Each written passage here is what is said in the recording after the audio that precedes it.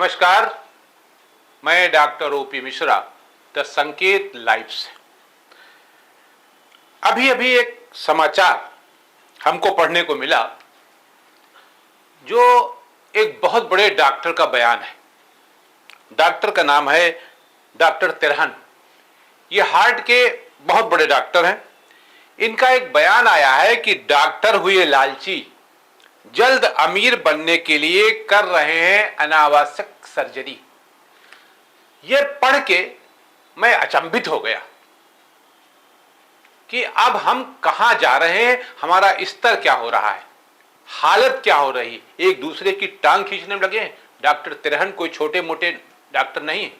उनका भी मेदांता अस्पताल है, हम सब भली बात जानते हैं। उनके अस्पताल में क्या होता है, यह भी हम सब भली बात जानते हैं। ये मत बताइए, पैसा नहीं है, ठीक है। 7.5 लाख रुपए जमा किया जा चुका है। पैसा कहीं पेड़ में नहीं रख के आता है। क्या क्या गिरवी रख के आदमी आया, आपको पता है? उन्होंने बोल दिया सर छोड़ने के लिए। भैया 1 लाख हम नहीं दे पाएंगे, वो काम बहुत छोड़ देंगे। परेशान है आदमी। वो किसान का बेटा है, वो कहीं लूट के नहीं लाएगा। कहाँ से लाके भर देंगे? बात हो गया 4.5 में, बहुत देर से बात हो रही है। 4.5 से 8 लाख रुपए दे दिए। अब हम लोग डेड बॉडी अपना कहाँ से ऐसे घूम रहे हैं हम लोग, फंसिया चूतिया। 2 घंटे से घुमा रहे हो तुम लोग, 3 दिन से घुमा रहे हो। 3 दिन से जब वो मैंने कह रहा बात मेरा कर रहे हैं कि डिस्चार्ज घंटे करो, में बाहर जाके बात कर रहे हैं आप। जब वो कह रहा मेरा डिस्चार्ज करो, इलाज क्यों कर रहे हो आप? अब तो मैं बॉडी लेके जाऊंगा, हमें दिखा दो तुम्हारी औकात हो। जहाँ रखे मैं हाथ में हाथ से उठा लूंगा। बॉडी कहाँ है? बॉडी कहाँ है? बॉडी है कहाँ? बॉडी हमारी आप दे दीजिए। चलिए चलिए, बॉडी लीजिए पहले, चलो। ये मेदांता अस्पताल है। चोर बैठे हुए हैं साले यहाँ, या ये चोर बैठे हुए हैं। 5 लाख आज पेशेंट को डट करके पैसा मांग रहे हैं, शर्म नहीं आ रही है। पेशेंट को डट करके पैसा मांग रहे हैं। 1 मिनट रुकिए, भाई मुझको दीजिए, आप बोलिए। 4.5 लाख का एस्टीमेट बनाए थे, 14 लाख पहुंचा दिए। 3 दिन वेंटिलेटर पे डट रखे हैं, उसके बाद पैसा मांग रहे हैं। मेदांता है ये, मेदांता।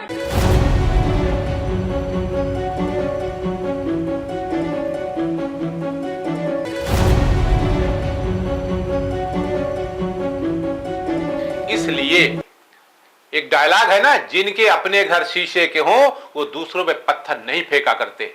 लेकिन डॉक्टर तिरहन ने जिस तरह की बात की है वो मेडिकल प्रोफेशन के लिए एक बदगुमान धब्बा है। मैं बिल्कुल स्पष्ट शब्दों में ये बात कह रहा हूं। और उसका कारण क्या है, मैं ये कह क्यों रहा हूं? मैं कह इसलिए रहा हूं कि अब से 2 दिन पहले लखनऊ के एक बहुत बड़े न्यूरोसर्जन जो केजीयू में प्रोफेसर भी रह चुके हैं, डॉक्टर रवि देव, उनका हॉस्पिटल है गोमती नगर में।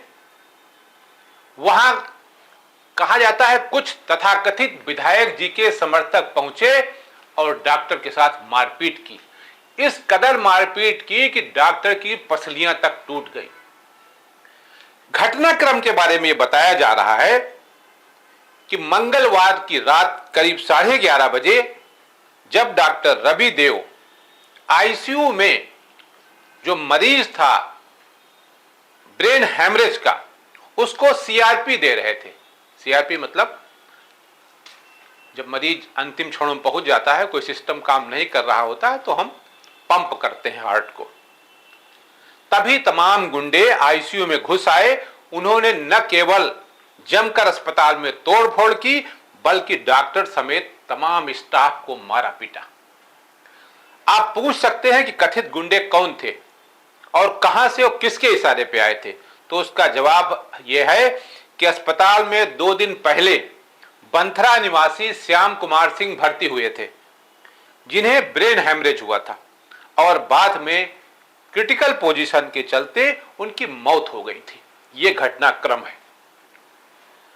और अगर उनकी मौत न हुई होती तो शायद ये बखेड़ा न होता।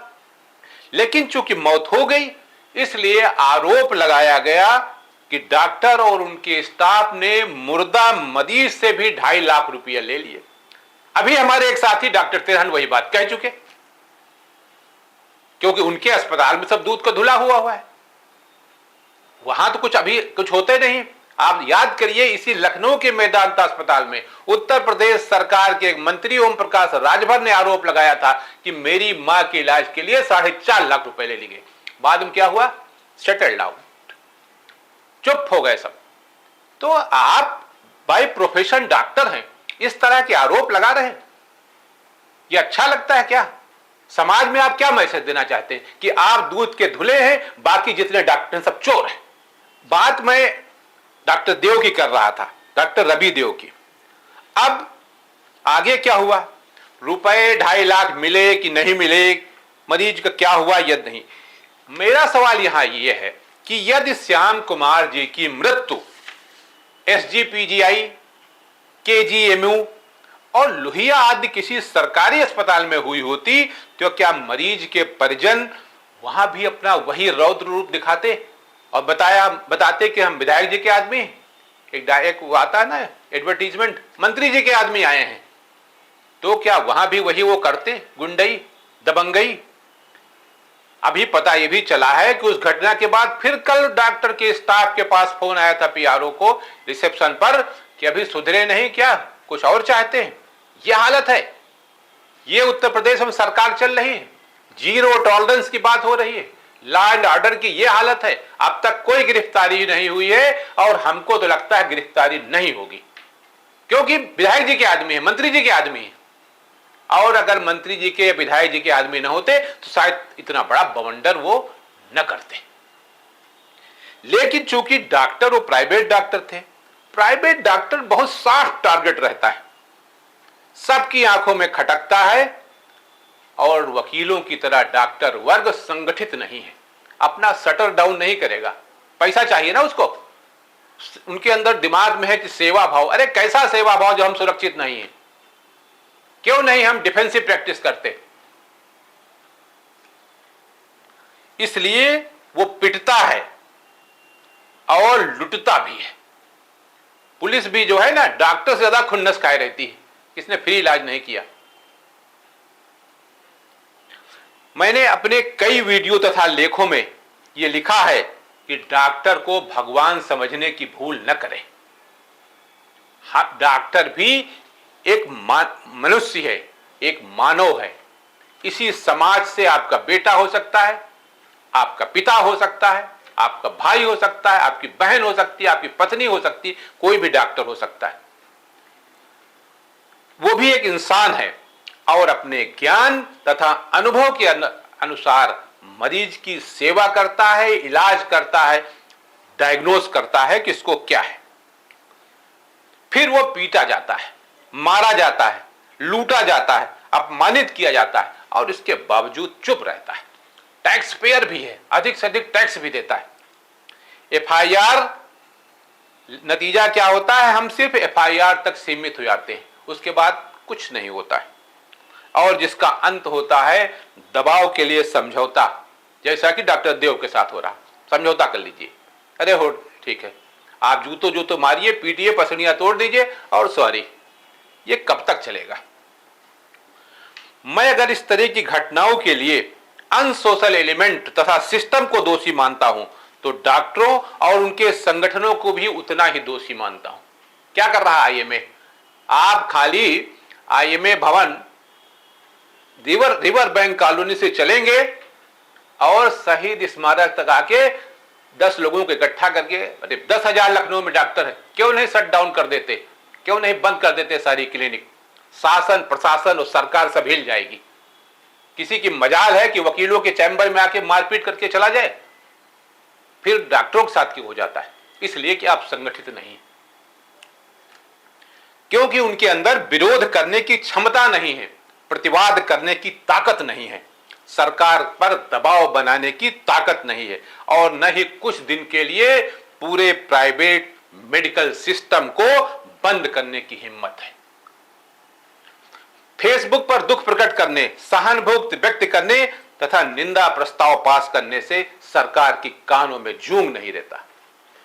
अगर आप जिंदा है ना तो जिंदा नजर आना चाहिए। सरकारी मेडिकल सिस्टम को हम सब देख रहे हैं। उत्तर प्रदेश में 19,000 रोगियों पर एक डॉक्टर है, कोई पुरसा हाल नहीं है। मरीजों का क्या हाल है ये जानने और पूछने वाला कोई नहीं है। कल्पना कीजिए कि अगर प्राइवेट सेक्टर ने अपने हॉस्पिटल बंद कर दिए, क्लिनिक्स के शटर गिरा दिए, तो हालत क्या होगी। कोरोना काल का अनुभव हम सब के सामने है। सारा सिस्टम कोलैप्स कर गया था, लोग मारे मारे घूम रहे थे ऑनलाइन डॉक्टर से टेलीफोनिक बात हो जाए, कितना भी पैसा लगे, इसके लिए तैयार थे। लेकिन डॉक्टर उपलब्ध नहीं थे। समाज से, सरकार से मेरी विनती है, इस सिस्टम को सुधारिए। मैंने पहले भी कहा, फिर कह रहा हूं, डॉक्टर भगवान नहीं है। फिर आप उससे क्यों ये अपेक्षा कर रहे हैं कि वो आपके मरीज को जिंदा ही कर देगा? अरे मौत तो उसकी भी निश्चित है ना, मरेगा तो वो भी एक दिन ना। लखनऊ के दर्जनों ऐसे मैं डॉक्टरों को जानता हूं जो जिस विषय के स्पेशलिस्ट थे, मौत उसी बीमारी में उनकी हुई है। तो मौत तो उनकी भी हुई ना। फिर आप हमसे ये उम्मीद लेकर क्यों आ जाते हैं कि हम इसको ठीक कर देंगे? चाहे वो डॉक्टर देव हो, चाहे जो डॉक्टर हो। पीजीआई में डॉक्टर चौधरी थे, जिस चीज के स्पेशलिस्ट थे, उससे उनकी मौत हुई थी। तो अपने को बचा नहीं सकते थे, वो नहीं जानते थे हमको क्या है, लेकिन नहीं बचा पाए, क्योंकि जीवन मरण हमारे हाथ में है ही नहीं। और जब जीवन मरण हमारे हाथ में है नहीं, तो फिर कानून व्यवस्था को आप अपने हाथ में क्यों ले रहे हैं? ये आपका काम नहीं। हमसे गलती हुई, अगर मेडिकल नेग्लिजेंसी हुई है हमसे, तो आप हमारे खिलाफ कोर्ट में जाइए। कैसा ये मेडिकल प्रोटेक्शन एक्ट है कि डॉक्टर की सुरक्षा, डॉक्टर के स्टाफ की सुरक्षा नहीं करा पाता है? हमारे खिलाफ आप अदालत में जाइए। अगर हमारी नेग्लिजेंसी साबित हो जाएगी तो सरकार जो हमको सजा देगी वो हम सजा स्वीकार करेंगे। लेकिन सजा देने का, दंड देने का, हमारे मारपीट करने का, अस्पताल में तोड़ फोड़ करने का यह अधिकार आपको किसने दिया? आप विधायक जी के आदमी हो, चाहे मंत्री जी के आदमी हो, सवाल ये नहीं। और फिर अगर आपको लगता है कि प्राइवेट डॉक्टर लूट रहा है, तो मेरे भाई क्यों जाते हैं उसके यहां? जब आप जाना बंद कर देंगे, वो शटर बंद कर देगा, कोई दूसरा काम ढूंढेगा, नहीं ढूंढेगा, विदेश चला जाएगा। भाई फिर आप न जाइए ना, आप गवर्नमेंट सेक्टर में जाइए ना, पब्लिक सेक्टर में जाइए, वहां इलाज कराइए ना। क्यों आप तलाश रहे हो कि हम अपोलो जाएंगे, मेदांता जाएंगे, डॉक्टर रवि देव के यहां जाएंगे? आप मत जाइए। और जाइए तो फिर जब डॉक्टर जो सलाह दे रहा है, जो बात कर रहा है, उस पर अमल करिए। डॉक्टर की हालत क्या है इस समय? पसलियां टूट चुकी, 2-2, 3-3 पसलियां टूट गई। जिंदगी और मौत के बीच वो आदमी जूझ रहा है डॉक्टर।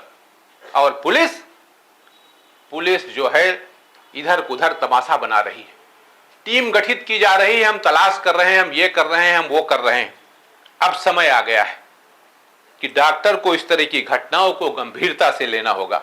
आईएमए जैसे संगठन प्रभावी कार्रवाई करने के लिए शासन प्रशासन पर दबाव डालें तथा नामित और वांछित व्यक्तियों की गिरफ्तारी सुनिश्चित की जाए, तब सरकार की जीरो टॉलरेंस की नीति मालूम होगी।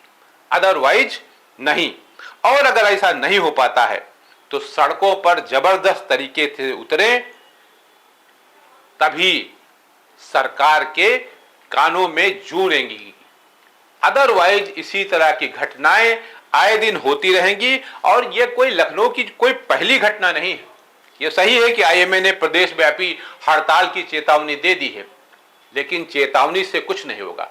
अगर सरकार त्वरित इस पे कार्रवाई नहीं करती है तो डॉक्टरों को, डॉक्टर की जितने संगठन हैं, उसमें यह मत सोचिए कि आईएमए के हैं, आयुर्वेद का है, होम्योपैथ का है, एलोपैथ का है, यूनानी का है, सिद्ध का है, जितने भी डॉक्टर संगठन हैं, सब एक साथ सड़कों पर आ जाएं, तभी कुछ हो सकेगा। कहा जा रहा है कि टीम बना दी गई है और ये किया जा रहा है, वो किया जा रहा है, लेकिन इससे कुछ नहीं होने वाला। सरकार को इस बात की गंभीरता को सोचना चाहिए। डॉक्टर जैसे प्रोफेशन को इस तरह से मारपीट उसके डॉक्टर के साथ की जाएगी, ये कतई उचित नहीं है। गलती हो सकती है, व्यक्ति से गलती होती है, क्योंकि हम परिपूर्ण नहीं हैं, लेकिन इसका मतलब ये नहीं है कि सजा देने का अधिकार किसी आम आदमी को है या किसी मरीज के परिजन को है। ये अधिकार उसको बिल्कुल नहीं दिया गया है। इसके लिए अदालत बनी है, कोर्ट बने हैं, वहां जाइए आप, तब कुछ हो सकेगा। मैं एक पत्रकार के नाते आप सबसे अपील करता हूं कि इस तरह की गतिविधियों से सरकार की छवि, शासन प्रशासन की छवि, खराब होती है और उसमें उस आग में घी डालने का काम करते हैं डॉक्टर नरेश त्रेहन जैसे लोग, जो बताते हैं कि डॉक्टर पैसे के लालच में फर्जी स्टंट डाल देते हैं। अरे आपके भी तो हॉस्पिटल है, वहां भी तो यही होता है ना। तो प्लीज मेहरबानी, अगर आप डॉक्टर्स को सपोर्ट नहीं कर सकते हैं एक डॉक्टर होने के नाते, तो कम से कम विरोध तो न करें। आज के लिए इतना ही।